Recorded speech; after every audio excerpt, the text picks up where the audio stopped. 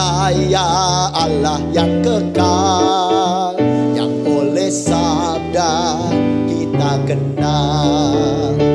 Bapa pencipta alam semesta, yang mengasihi manusia.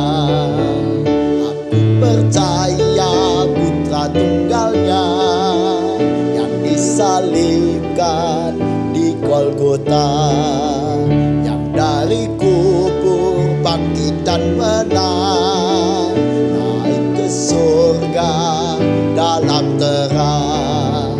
Aku percaya pada Roh Kudus yang mendiami kita terus. Aku percaya gereja yang esa, ku jadi suci di dalamnya.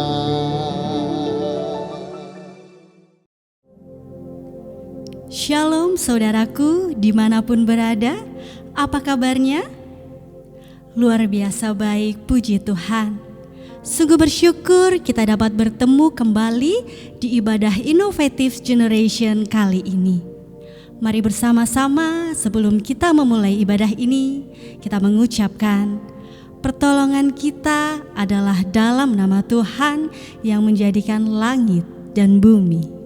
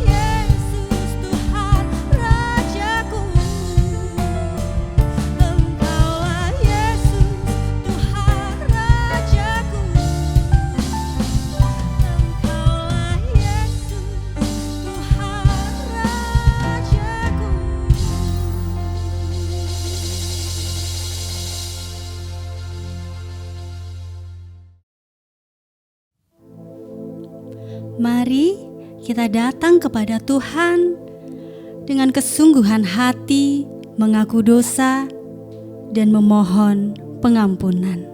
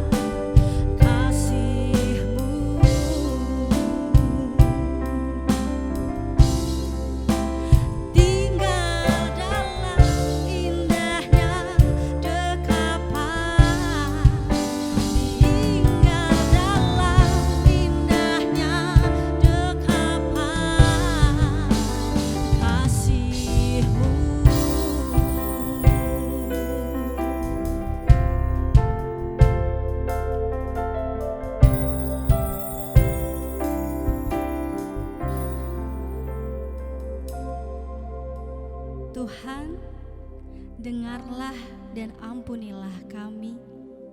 Amin.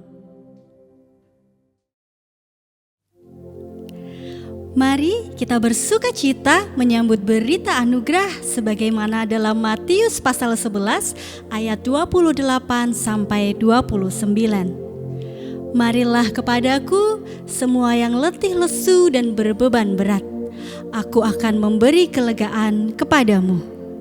Pikulah kuk yang kupasang dan belajarlah padaku, karena aku lemah lembut dan rendah hati, dan jiwamu akan mendapat ketenangan.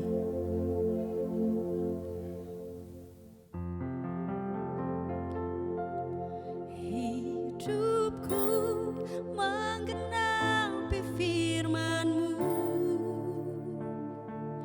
tanda mujizat sertai tiap langkahku. Kau bersamaku di dalamku, jadi bukti kebesaran-Mu.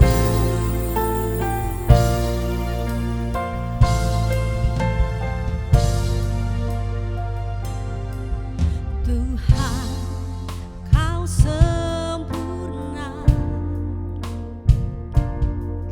dalam rencana-Mu dan karya-Mu. Ku serahkan hidupku, murnikan dengan Roh-Mu. Tuhan, Kau sempurna dalam rencana-Mu dan karya-Mu. Ku serahkan hidupku, murnikan dengan Roh-Mu. Hidupku menggenapi firman-Mu, tanda mujizat sertai tiap langkahku. Kau bersamaku di dalamku, jadi bukti kebesaran-Mu. Hidupku menggenapi firman-Mu, tanda mujizat sertai tiap langkahku. Kau bersamaku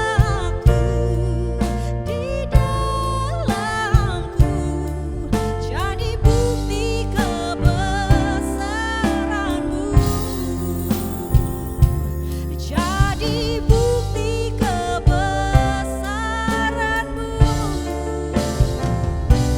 Jadi bukti kebesaran-Mu.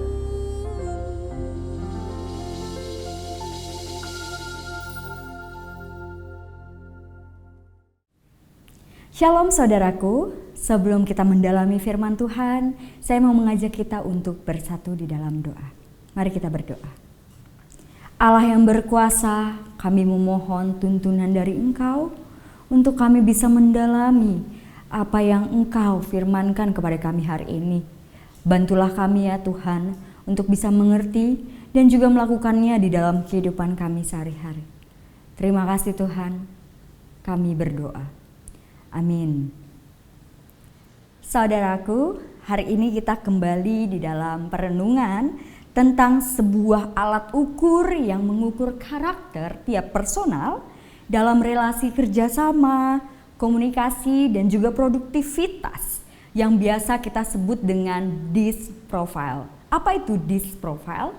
DISC ini adalah sebuah singkatan dari 4 karakter, yaitu D, dominance, E, influence, S, steadiness, dan C, conscientiousness. Nah, apa yang menarik dari tipe-tipe tersebut? saya berusaha untuk menjelaskannya untuk kita semua. Orang dengan kepribadian D itu cenderung percaya diri dan menekankan pada pencapaian hasil akhir. Ini mungkin yang biasa kita lihat dari orang-orang yang sangat menonjol, begitu, yang sangat dominan di dalam komunitasnya. Lalu orang dengan kepribadian I itu cenderung lebih terbuka dan menekankan pada hubungan sosial, saling mempengaruhi dan juga membujuk orang lain. Ini juga bisa kita lihat dari orang-orang yang sangat memiliki jiwa sosial yang tinggi terlihat di dalam komunitasnya. Lalu orang dengan kepribadian S itu cenderung dapat diandalkan dan menekankan pada kerjasama dan juga ketulusan. Orang-orang tipe S ini mungkin agak sulit dilihat karena mereka adalah orang-orang yang hanya bisa bekerja ketika dia merasa feel safe, dia merasa nyaman dan bisa melakukan ketulusan untuk orang-orang di komunitasnya. Lalu orang dengan kepribadian C itu cenderung menempatkan penekanan pada kualitas, akurasi, keahlian dan juga kompetensi.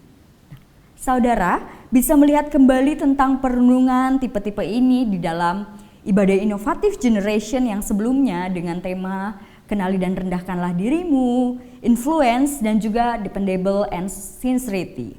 Kali ini saya akan membawa kita untuk memahami tentang karakter terakhir, yaitu karakter C, conscientiousness atau biasa juga disebut dengan compliant.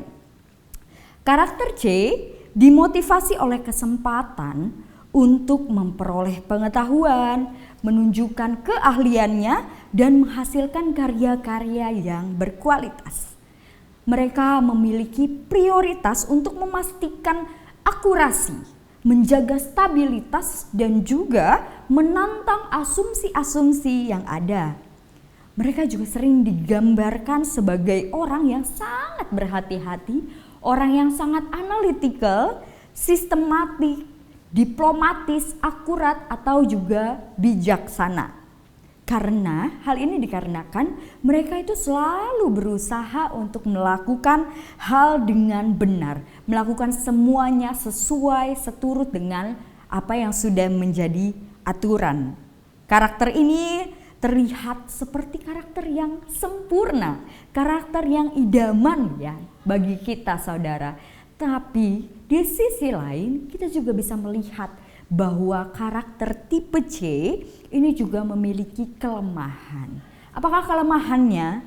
Mereka takut dengan kritikan. Mereka takut untuk melakukan kesalahan. Karena mereka selalu melakukan semuanya dengan benar. Saudaraku, bagi kita yang sudah menjalani tes ini ataupun belum, mungkin salah satu dari kita adalah orang dengan tipe C ini. Atau bahkan mungkin merasa kalau tipe C ini adalah tipenya kita. Bersyukur kalau kita sudah mendalaminya dan menjadikan ini sebagai acuan untuk diri kita semakin berkembang. Namun sayangnya saudaraku, banyak juga yang menjadikan hal ini atau tes-tes kepribadian seperti ini untuk menjadi alasan orang tidak mau mengembangkan diri. Misalnya, aku kan orang tipe D, jadi aku tidak boleh dibegini-beginikan. Aku orang tipe I, jadi aku tidak bisa begini-begini. Aku orang S, jadi aku tidak bisa begini-begini. Aku orang C, tapi aku tidak bisa seperti ini. Nah, ini yang menjadikan seseorang itu semakin terkungkung di dalam kepribadiannya dan tidak menjadi berkembang. Alat ukur tes ini adalah alat untuk memberi kita pengetahuan tentang kelemahan kita dan juga mengembangkan itu menjadi kelebihan kita. Semoga saudaraku kita bukanlah orang-orang yang tidak mau mengembangkan diri seperti itu.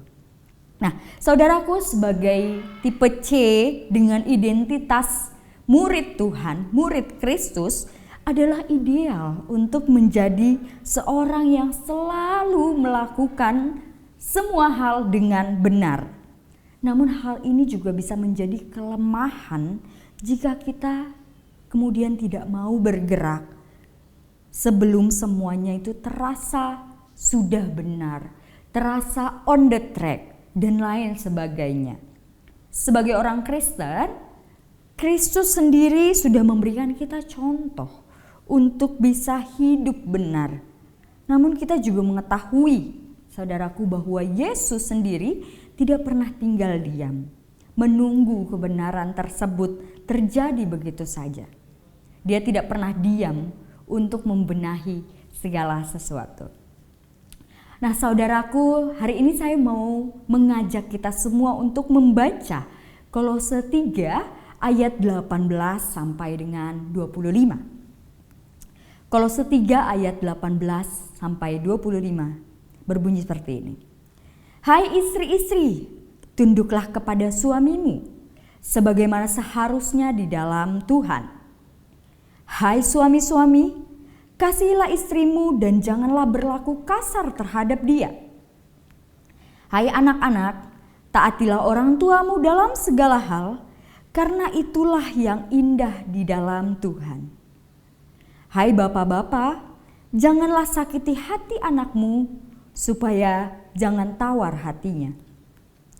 Hai hamba-hamba, taatilah Tuanmu yang di dunia ini dalam segala hal, jangan hanya di hadapan mereka saja untuk menyenangkan mereka, melainkan dengan tulus hati karena takut akan Tuhan. Apapun juga yang kamu perbuat, perbuatlah dengan segenap hatimu seperti untuk Tuhan dan bukan untuk manusia. Kamu tahu bahwa dari Tuhanlah kamu akan menerima bagian yang ditentukan bagimu sebagai upah. Kristus adalah Tuhan dan kamu adalah hambanya. Barang siapa berbuat kesalahan, ia akan menanggung kesalahannya itu karena Tuhan tidak memandang orang. Saudaraku, perikop ini menceritakan kepada kita bagaimana Paulus memberikan nasihat-nasihat baik kepada jemaat di Kolose.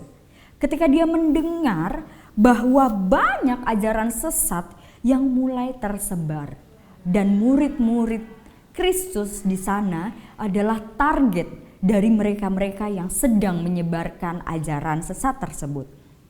Paulus waktu itu berusaha memerinci apa saja yang harus dilakukan jemaat Tuhan di sana.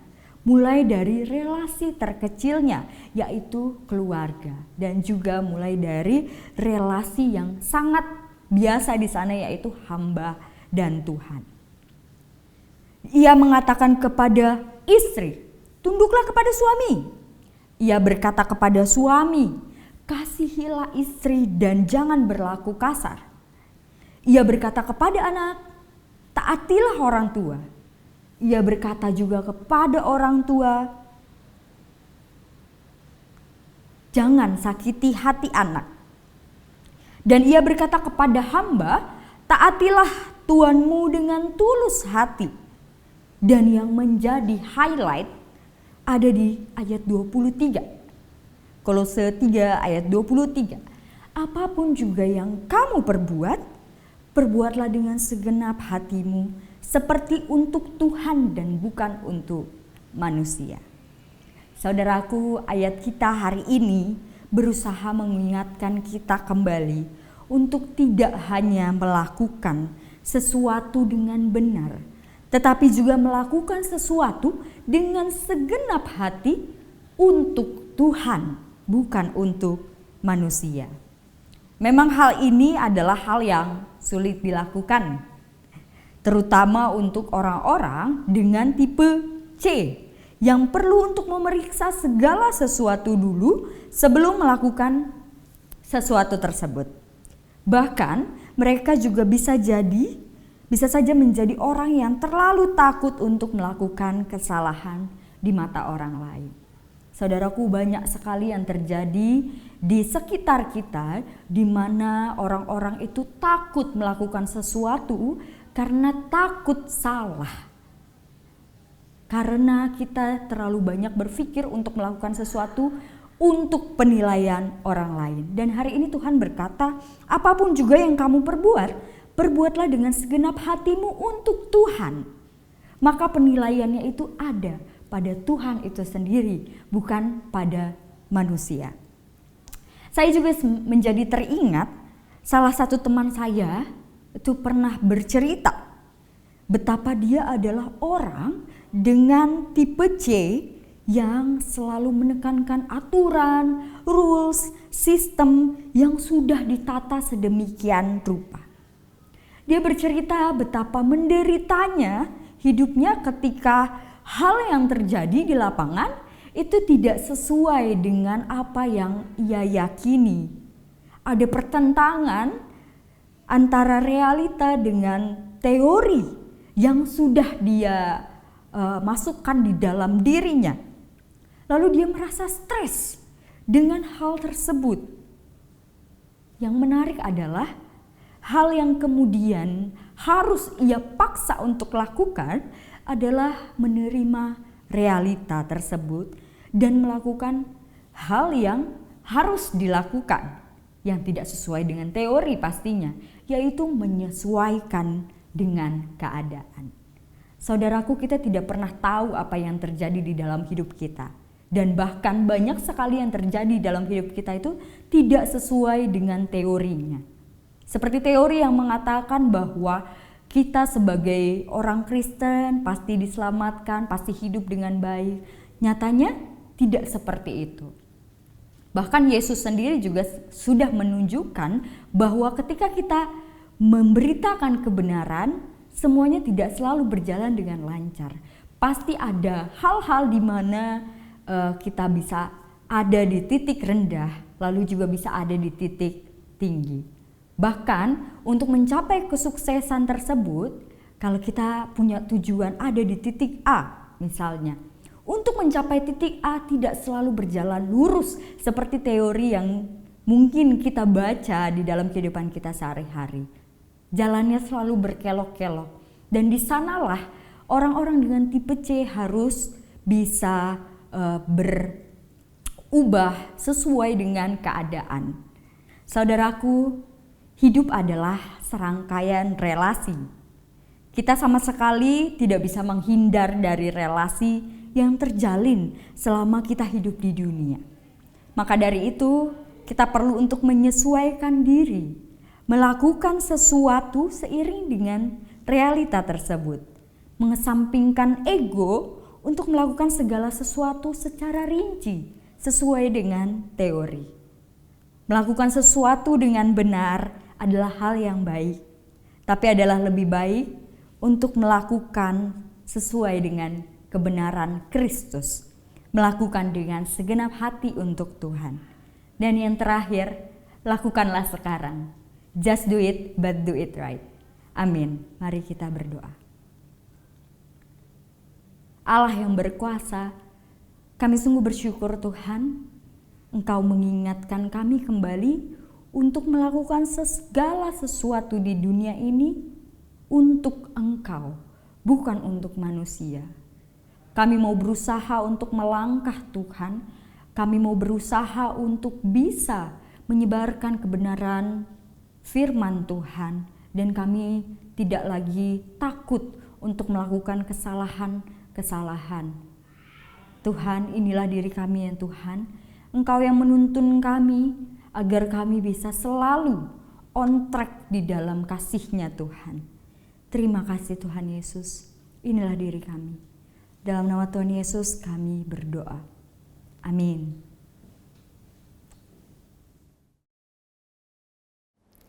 Mari kita bersama-sama menaikkan doa syafaat kita dan doa persembahan kita. Mari kita berdoa. Tuhan Allah Bapa dalam surga, terima kasih kami membawa semua pokok-pokok doa kami Tuhan, secara khusus untuk bangsa negara kami. Tuhan berkati di dalam pengelolaan, di dalam menata ekonomi maupun juga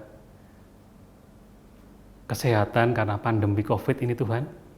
Tolong Tuhan mampukan pemerintahan negara kami untuk melakukan semuanya ini dengan baik dengan pertolongan-Mu, sehingga masyarakat Indonesia boleh tetap bertahan dengan kondisi yang ada ini dan bisa melepaskan dari semua beban ekonomi maupun beban pandemi. Tuhan memberikan kebijaksanaan pada pimpinan negara kami, juga kepada kami semuanya.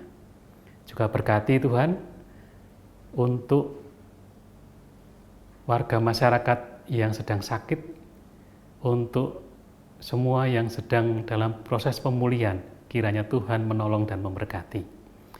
Begitu juga Tuhan dengan keadaan kami satu persatu Tuhan dalam pergumulan kami saat ini, baik pergumulan ekonomi, pergumulan rumah tangga, pergumulan pendidikan, pergumulan pasangan Tuhan. Kami mohon kiranya Engkau menolong kami, menolong di dalam kami boleh mendapatkan jalan, mendapatkan hikmat yang daripada Tuhan di dalam kami melangkah. Begitu juga kami berdoa, menyerahkan persembahan kami Tuhan. Kiranya apa yang sudah kami kumpulkan boleh menjadi berkat untuk kemuliaan nama Tuhan di dalam pelayanan di tempat ini. Berkati tangan-tangan yang terulur untuk boleh memberikan, untuk juga Engkau memberkati sehingga kami semuanya boleh hidup dan dengan penuh pengucapan syukur, dan kiranya hidup kami boleh kami persembahkan menjadi kemuliaan, untuk kemuliaan nama Tuhan. Terima kasih Tuhan Yesus, kami menyerahkan doa syafaat kami dan doa persembahan ini hanya di dalam nama Putra Tunggal-Mu, Tuhan Yesus Kristus. Amin.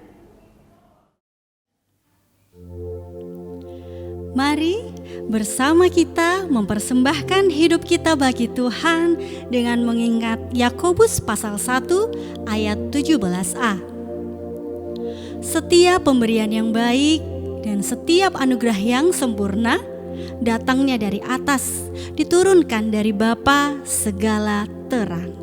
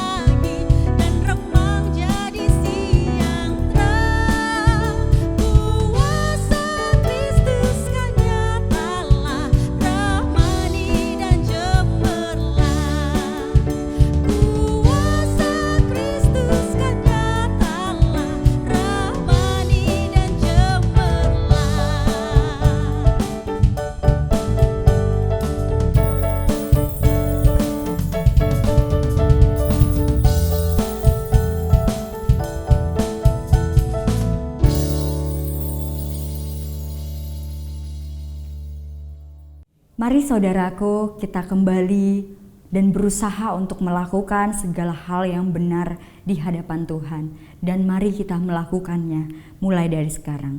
Mari kita bisa menerima berkat dari Tuhan. Kasih karunia Tuhan Yesus Kristus dan kasih Allah dan persekutuan Roh Kudus menyertai kita semua. Amin.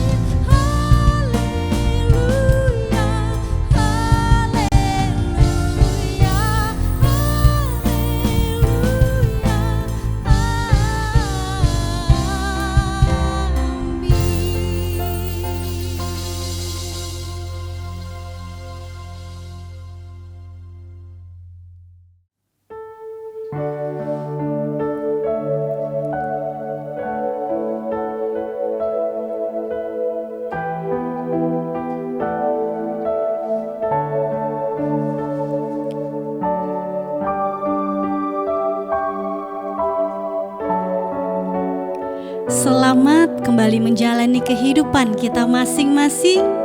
Tetap berjalan mengikut Yesus dan jadilah berkat bagi sekitar. Tuhan Yesus memberkati.